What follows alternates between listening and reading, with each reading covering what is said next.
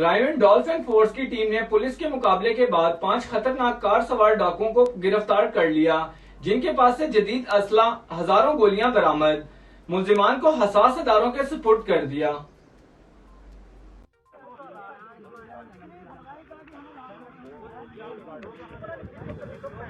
Dolphin की कारकर्दगी जी महला इस्लामाबाद तो ये नशे ने डकैती करते हुए तो डॉल्फिन मगर की राह इन्होंने बड़िया मोटरसाइकिलों एक्सीडेंट किया, बहुत बंदे थले दिते ने, क्रॉस फायरिंग की इन्होंने।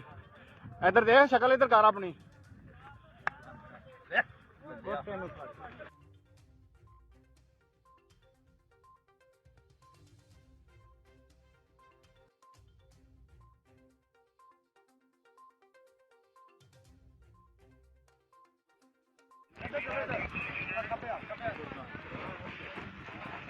शफीक साहब ने डॉल्फिन ने मिल के बंदे फड़े ने, क्रॉस फायरिंग करते बंदे मार के आए ने। बड़ी मेहनत शफीक साहब की रावण थाने तो, अल्लाह ताला इन्होंने तंदुरुस्ती दे जी।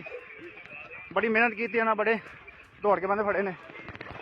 एक मिनट शफीक साहब रोकया वीडियो बन लो।